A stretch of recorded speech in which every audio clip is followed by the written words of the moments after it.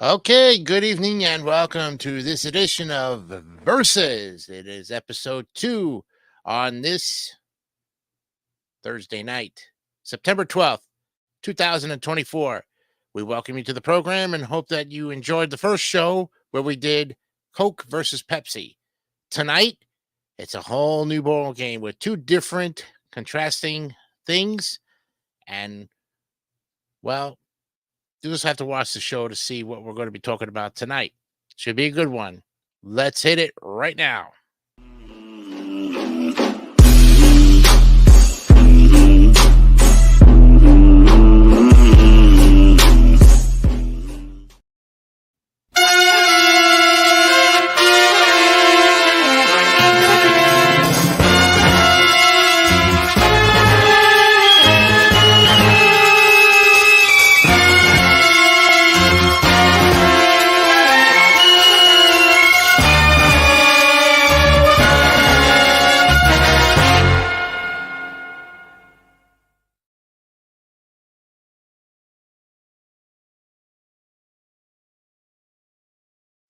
Good evening once again, and welcome to Versus. I'm Jason DeCanio, your host and moderator for this fantastic evening. Ready to go. And boy, we got a great show for you tonight. It's going to be a good one. Let's put the ticker up there. Oh, I needed to change the ticker. Anyways, I got lazy in my time here. Today is Thursday, September 12th, 2024. The ticker goes up. There it is. And tonight on the program, well, two topics of very interesting history. They go back as far as 1940 and even into the 50s. And you'll get both of those topics in each of the half hours of our hour program. And then when we go off the air, you'll be able to vote on which one is your favorite. So far, the votes, I've seen the tallies for Coke versus Pepsi, and it's a tie. 4 votes for Coke and 4 votes for Pepsi. So keep voting on it. Keep, if you haven't voted, please do. You can use your other channels to vote on it as well. I'm allowed to vote as too, so I'm not restricted on my own channel. I can go in with my other channels and vote on it, and the YouTube algorithm is not going to be concerned with whether what I vote, because they're free polls for everybody. They're not restricted polls. Just please be very kind and curious when you're commenting on the poll. Those comments will be looked at, and if there's any sort of conflict on it or interference on it or something that's off topic, it will of course be deleted and you will be blocked. So just keep that in mind when you're going in there to comment. Please comment on the subject at hand and stick to it. Okay. Now we're going to go ahead and take a break. And when we come back tonight, we'll be looking at the interesting topics of McDonald's versus Burger King right after this.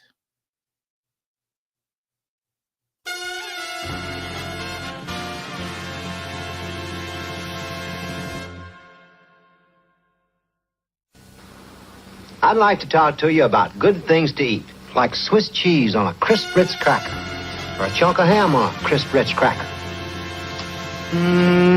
Peanut butter and jelly on a crisp Ritz cracker. Everything tastes great when it sits on a Ritz. You hungry? Then have some onion dip on a crisp Ritz cracker. Good cracker. Good cracker. From Nabisco. Little Caesars needs a celebrity for their new stuffed crust pizza combo. They don't charge a lot, so they can't afford a big name. What do you say? Dynamite! You still got it! They don't charge a lot, so they can't afford a big name. You're perfect. Ken Evil! Are you feeling it, Evil? Is that a yes? Little Caesars large cheese stuffed crust pizza and cheese stuffed crazy bread carried out just $8.99 or have it delivered. Delivery. Well, I went to a party, and what did I see? Peanut butter, peanutty. All those fine people like a peanutty tree. Peanut butter. Peter Pan tastes so peanutty because it's made from the best quality peanuts in the world. Hey, peanut butter, anytime they can. Only if it's peanut Beatrice.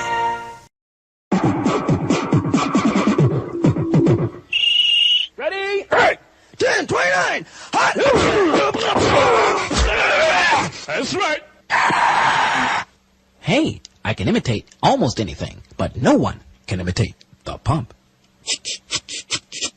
The original, the pump. From Reba. You love shrimp? Boy, I do. Right now, I love my little more because Shoney's is cooking up a great shrimp deal. Classic shrimp dinners starting at just $5.99. Choose lightly dusted shrimp, fried or stir-fried. Better yet, get twice the shrimp for only $3 more. Served with Shoney's soup, salad, and fruit bar. So sit yourself down at Shoney's for a classic American shrimp dinner. It'll be love at first bite.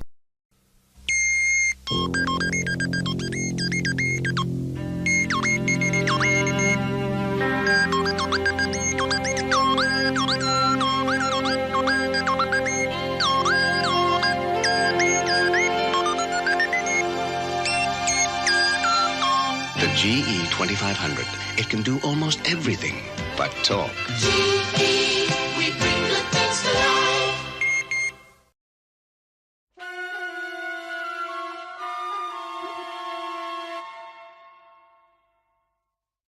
And now it's time for the look at McDonald's, the history, yes, of our first topic tonight. And it's a good one here on the program. So follow along with us. All of our information comes from the Wikipedia, the free encyclopedia. The American fast food chain McDonald's was founded in 1940 and has since grown to the world's largest restaurant chain by revenue. In the 30s, the McDonald family moved from Manchester, New Hampshire to Hollywood, California in the late 30s, where brothers Richard and Maurice McDonald, that's Dick and Mac, began working as set movers and handymen at motion picture studios. And then in 1937, their father, Patrick McDonald, opened the Airdrome, a food stand on Huntington Drive, Route 66, near the Monrovia Airport in the Los Angeles County city of Monrovia. The McDonald's brothers opened their first McDonald's restaurant on May 15th of 1940 in San Bernardino, California. Originally, a car hop drive-in system was used to serve customers. The initial menu items were centered around barbecue, and the first name the brothers used for their business was McDonald's Famous Barbecue.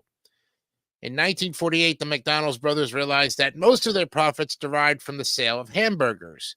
They shuttered their successful car hop drive-in to establish a streamlined system with a simple menu that consisted of only hamburgers, cheeseburgers, potato chips, coffee, ice cream, soft drinks, and apple pie. Then in 1952, April, the brothers decided that they needed an entirely new building to achieve two goals: further efficiency improvements and a more eye-catching appearance. They collected recommendations for an architect and interviewed at least four, choosing Stanley Clark Meston, who practiced in nearby Fontana.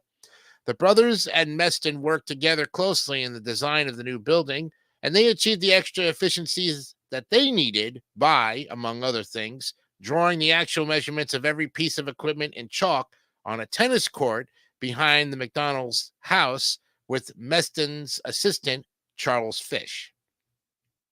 The new design achieved a great deal of notice for its gleaming surfaces of red and white ceramic tiles, stainless steel, brightly colored sheet metal glass, and pulsing red, white, yellow, and green neon.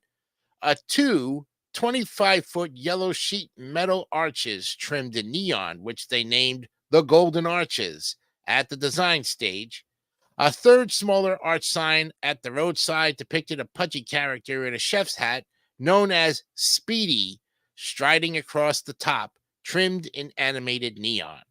The brothers implemented several techniques to encourage customers to eat quickly and not to linger in the restaurant, such as reduced heating in the dining area, fixed and angled seating to place customers directly over their food, distance between seats to reduce socialization, and cone-shaped cups which would force customers to hold their drinks while eating. In late 1953, with only a rendering of Meston's design in hand, the brothers began seeking franchisees. Their first was Neil Fox, a distributor for General Petroleum Corporation. Fox's stand, the first with Meston's Golden Arches design, opened in May of 1953 at 4050 North Central Avenue and Indian School Road in Phoenix, Arizona. The cost was a flat fee of $1,000, equivalent to about $11,400 in 2023. His restaurant was the first to employ the McDonald's brothers' Golden Arches standardized design, created by Southern California architect Stanley Clark Meston and his assistant Charles Fish. Fox's use of the McDonald's name came as a surprise to the brothers. Two of their franchises in North Hollywood and Azusa would use the name Peaks, but all others would be McDonald's. Their second franchisee was the team of Fox's brother-in-law, Roger Williams, and Bernadette Bud Landon, both of whom also worked for General Petroleum. Williams and Landon opened their stand on August 18, 1953 at 10207 Lakewood Boulevard in Downey, California. The Downey stand is the oldest surviving McDonald's restaurant. And then in 1954, Ray Kroc, a seller of Prince Castle brand multi-mixer milkshake machines, learned that the McDonald brothers were using 8 of his machines at their San Bernardino restaurant. His curiosity was piqued, and he flew to California to visit the restaurant himself. The McDonald brothers operated 6 franchise locations. Believing that the McDonald's formula was a ticket to success, Kroc suggested that the brothers franchise their restaurants throughout the United States.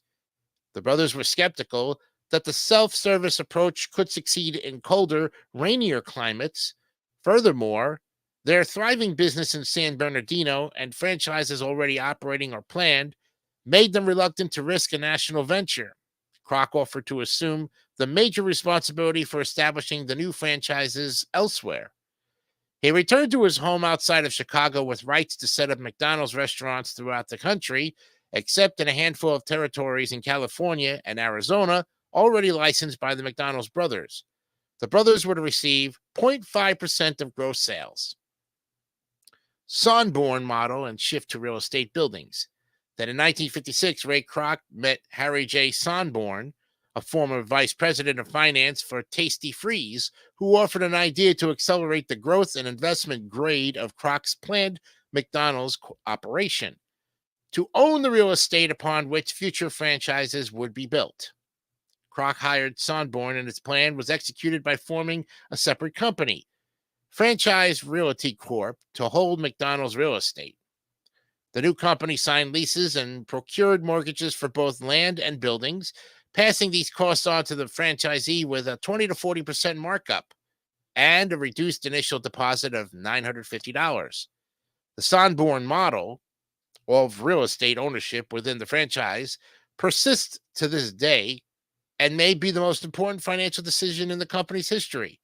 McDonald's present-day real estate holdings represent $37.7 billion on its balance sheet and about 99% of the company's assets and 35% of its annual gross revenue.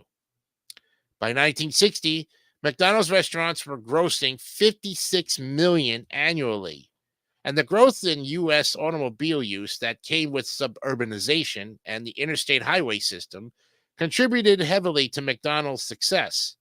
In 1961, Kroc's conflict over the vision of the company with the founding brothers had escalated, and he asked them how much money they wanted to leave their business to him entirely.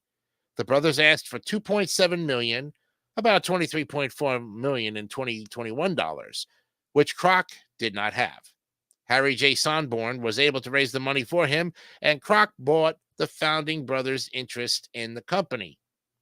This purchase laid the groundwork for positioning the company for an IPO and making McDonald's the top fast food chain in the country.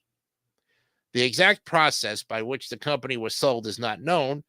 It is depicted as a hostile takeover by Kroc and in the 2016 biographical film The Founder, but that portrayal has been disputed, and interviews from the time suggest a more voluntary transition. Kroc and Sonborn disagreed over expansion of the company, leading to Sonborn's resignation in 1967. Kroc took over the title of CEO and president. In 68, a man named Herman Petty was the first African American to franchise a McDonald's. This came off the heels of the civil rights movement and was informally recognized as African Americans' initial business entry into McDonald's as a corporation. McDonald's success in the 60s was largely the result of the company's skillful marketing and flexible response to customer demand. In 1962, the Filet-O-Fish sandwich, billed as the fish that catches people, was introduced.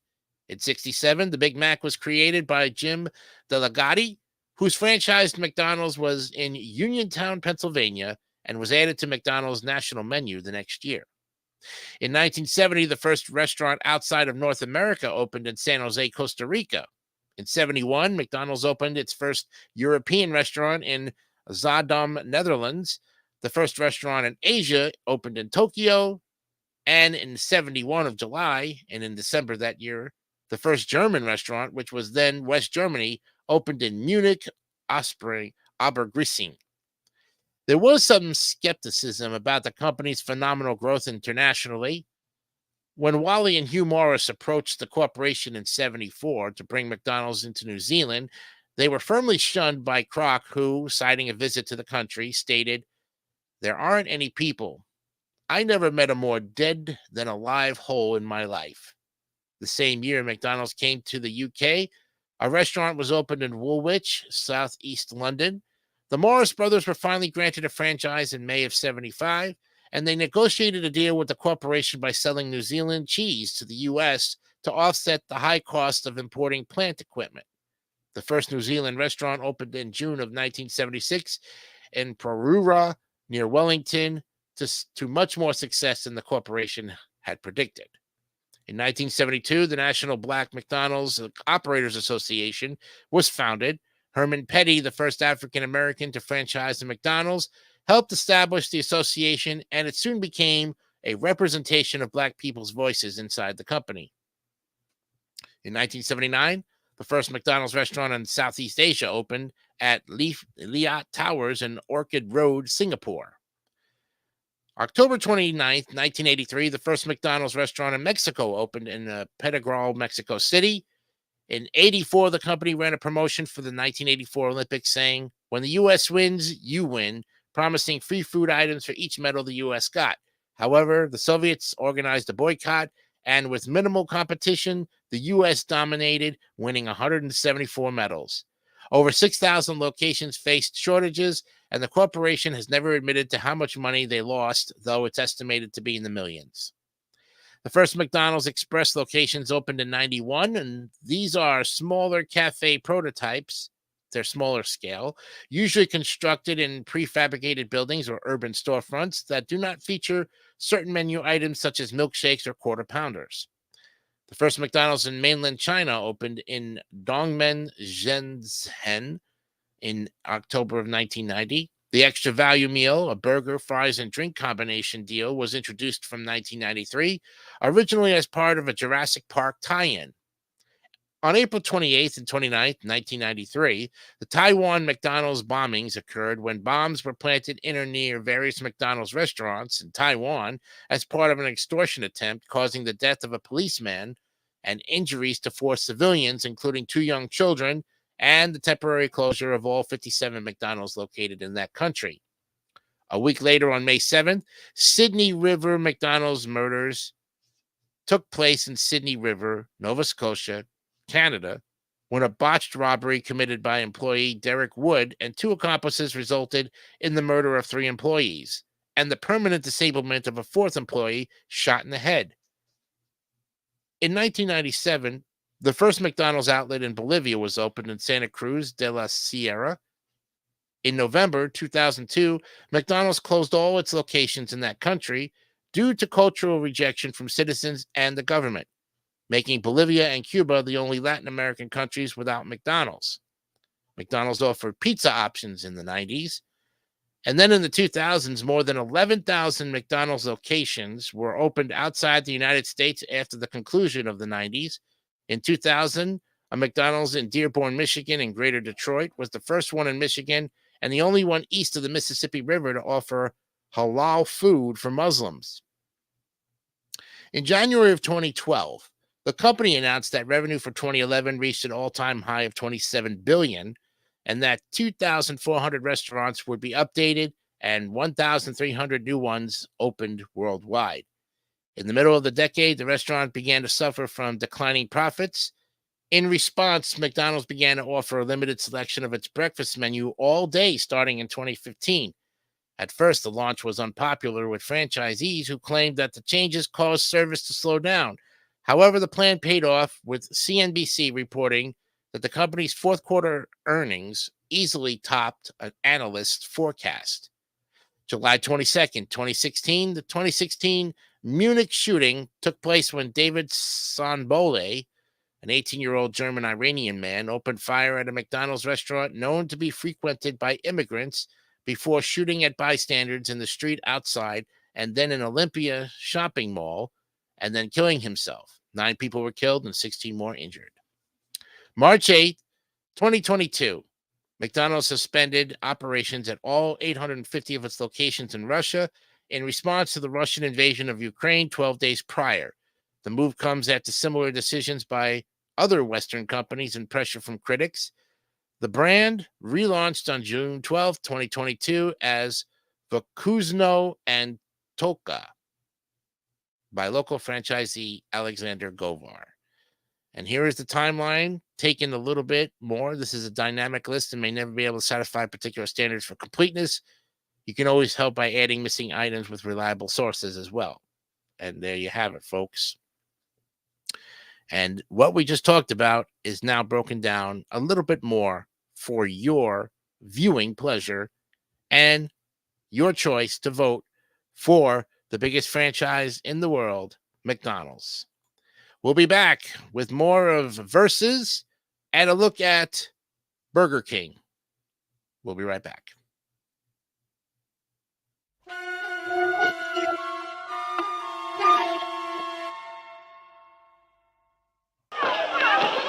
Hi, I'm Dick Clark.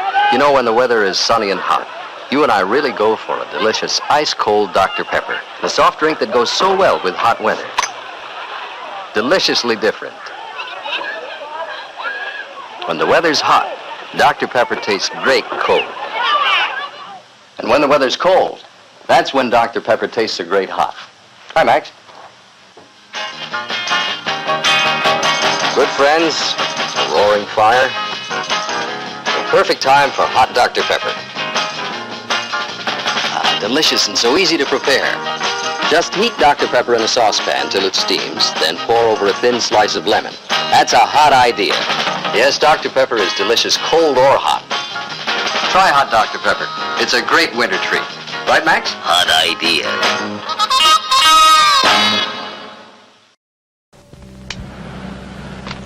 This man has worked a long, hard day, and he's got a lot of money to show for it. Other people's money. He's a pickpocket. His take, $700. It's dangerous to carry cash. Carry American Express traveler's checks. If they're lost or stolen, you can get them back. Your vacation is protected. American Express traveler's checks. Don't leave home without them. I am Quick Claude. I do everything fast. Marathon John, you can't eat a marathon candy bar fast. Quick Claude, it lasts a good long time. I show you. Milk chocolate, delicious caramel, and chewy. Told you, nobody eats a marathon bar quick. Claude. Marathon lasts a good long time. That only Carvel makes. They're made fresh every day, 'cause that's the Carvel way. And while you're at the store, see Cookie Puss and more. And don't forget about Hug Me the Bear, the friendliest bear. Your participating Carvel dealer also has Hug Me the Bear and Cookie Puss dolls. You'll love them. Thank you. These tires are all the same, Goodyear, but they're all different.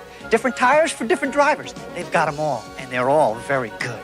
Instead of a tune-up, all I needed was a little fuel filter. This saved me money. I just got white letter Eagle ratings. Hey, looking good never hurts. You gotta be good to be Goodyear. Goodyear tires and auto service for more good years in your car. Goodyear!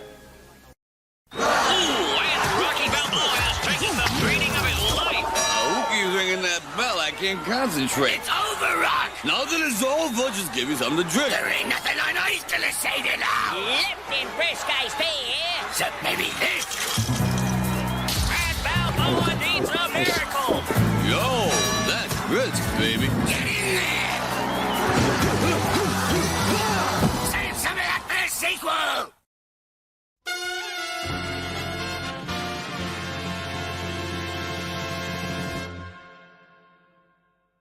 All right, welcome back to Versus. Episode 2 continues with a look now at the competitor to McDonald's, Burger King. Yes. And the history of Burger King in its glory days goes something like this. The predecessor to what is now the international fast food restaurant chain Burger King was founded on July 23rd of 1954 in Jacksonville, Florida, as Instant Burger King. Inspired by the McDonald's brothers' original store location in San Bernardino, California, the founders and owners, Keith G. Kramer and his stepfather, Matthew Burns, began searching for a concept. After purchasing the rights to 2 pieces of equipment called Insta machines, the two opened their first stores around a cooking device known as the Insta Broiler. Now, the Insta Broiler oven proved so successful at cooking burgers, they required all of their franchises to carry the device. After the original company began to falter in 1959, it was purchased by its Miami, Florida franchisees James McAlure and David R. Edgerton. The two initiated a corporate restructuring of the chain, the first step being to rename the company Burger King. The duo ran the company as an independent entity for 8 years, eventually expanding to over 250 locations in the United States when they sold it to the Pillsbury Company in 1967. Pillsbury's management made several attempts at reorganization or restructuring the restaurant chain in the late 70s and early 80s. The most prominent change came in 1978 when Burger King hired McDonald's executive Donald M. Smith to help revamp the company. In a plan called the Operation Phoenix, Smith initiated a restructuring of corporate business practices at all levels of the company. Changes to the company included updated franchise agreements, a broadening of the menu, and new store designs to standardize the look and feel of the company. And while these efforts were initially effective, many of them were eventually discarded, resulting in Burger King falling into a fiscal slump that damaged the financial performance of both Burger King and its parent.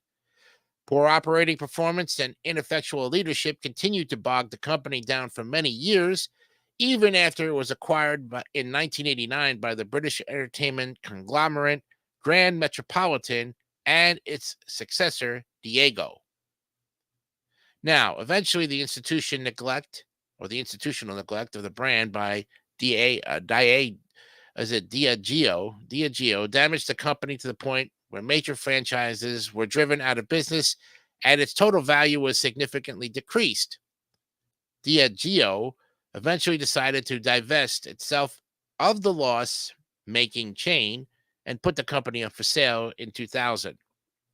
In the 21st century, the company returned to independence when it was purchased from Diageo by a group of investment firms led by TPG Capital for $1.5 billion in 2002. The new owners rapidly moved to revitalize and reorganize the company, culminating with the company being taken public in 2006 with a highly successful initial public offering. The firm's strategy for turning the chain around included a new advertising agency and new ad campaigns, a revamped menu strategy, a series of programs redesigned to revamp individual stores, and a new restaurant concept called the BK Whopper Bar. These changes re-energized the company, and despite the success of the new owners, the effects of the financial crisis of 2007 to 2010 weakened the company's financial outlook, while those of the immediate competitors, McDonald's, grew. Now, the failing value of Burger King eventually led to TPG and its partners divesting their interest in the chain in a $3.26 billion sale to 3G Capital of Brazil. Analysts from financial firms UBS and Stifel Nicholas agreed that 3G will have to invest heavily in the company to help reverse its fortunes. After the deal was completed, the company's stock was removed from the New York Stock Exchange, ending a 4-year period as a public company. The delisting of its stock was designed to help the company repair its, fundamental business structures and continue working to close the gap with McDonald's without having to worry about pleasing shareholders. 3G later took the company public again after a series of changes to its operations and structures. Burger King would eventually be merged with Canadian-based donut and coffee chain Tim Hortons. Well, Instaburger. Burger King, of course, as you know, founded in 1953 in Jacksonville, Florida, as Instaburger King by Keith J. Kramer and his uncle's wife, Matthew Burns. Their first stores were centered around a piece of equipment known as the Instabroiler, which we talked about. And basically, this is almost a carbon copy of what you saw before. The Pillsbury Company, as you know, with the Pillsbury Doughboy. And here's a great picture of the original chicken sandwich, one of the products introduced under Donald Smith in the 1970s. In fact, the original chicken sandwich is one of my favorites. I love this sandwich very much. Goes good with a nice side of onion rings, But as you can tell from the way it is, my opinion on the whole thing about the McDonald's versus Burger King incident, despite the history that these two companies face off at each other, if you like your burgers fried, go with McDonald's. If you like them flame broiled like the Burger King does, go with Burger King. But if you're looking for a good value, and you look at the prices of McDonald's these days, and you say to yourself, man, that's a lot of money for just a value meal. Well, I hate to say it, but Burger King is actually getting the better of the values for you because there's a lot of 2 for $5s, 2 for $6s, and those are actually better values when you get a Whopper for 2 for $6 or $3 a piece. Makes you want to have one more, doesn't it? So when you're looking around for the deal, and there's a McDonald's on one side of the road and a Burger King across the street, will you, I'm loving it, or have it your way? One way of finding out is voting. And we'll come to the end of this program and see what kind of votes you choose on McDonald's and Burger King. And we'll be back with a look at next week's programs to tell you what's going to be happening as well. More of Versus right after this. I'd like to talk to you about good things to eat, like Swiss cheese on a crisp Ritz cracker, or a chunk of ham on a crisp Ritz cracker. Peanut butter and jelly on a crisp Ritz cracker. Everything tastes great when it sits on a Ritz. You hungry? Then have some onion dip on a crisp Ritz cracker. Good cracker. Good cracker. From Nabisco. Little Caesars needs a celebrity for their new stuffed crust pizza combo. They don't charge a lot, so they can't afford a big name. What do you say? Dynamite! You still got it! They don't charge a lot, so they can't afford a big name. You're perfect. Ken Evil! Are you feeling it, Evil? Is that a yes? Little Caesars large cheese stuffed crust pizza and cheese stuffed crazy bread carried out just $8.99 or have it delivered. Delivery. Well, I went to a party, and what did I see? Peanut butter, peanut. All those fine people like the peanut tree. Peter Pan, peanut butter. Peter Pan tastes so peanutty because it's made from the best quality peanuts in the world. Hey, peanut butter, anytime they can. Only if it's Peter Pan. We're Beatrice.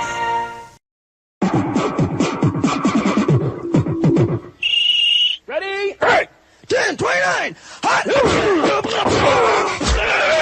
That's right. Hey, I can imitate almost anything, but no one can imitate the pump. The original, the pump. From Reebok. You love shrimp? Boy, I do. Right now, I love my little more because Shoney's is cooking up a great shrimp deal. Classic shrimp dinners starting at just $5.99. Choose lightly dusted shrimp, fried or stir-fried. Better yet, get twice the shrimp for only $3 more.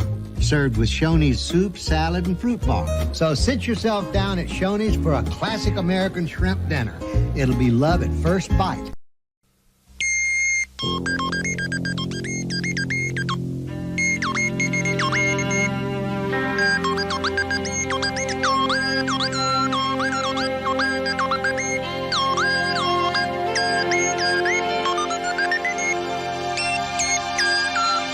The GE 2500. It can do almost everything but talk.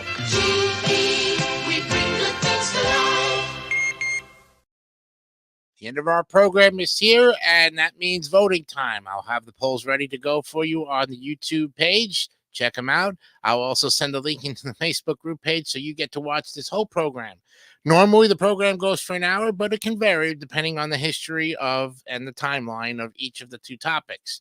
Of course, you know, McDonald's has a longer history than Burger King in this case. Some of the times we don't want to repeat the same historical messages we've given you in the breakdown before. Next week on the program will be episodes number 3 and 4. And who knows, we might even go Mexican and we might even go Chinese. Maybe. We'll see what happens.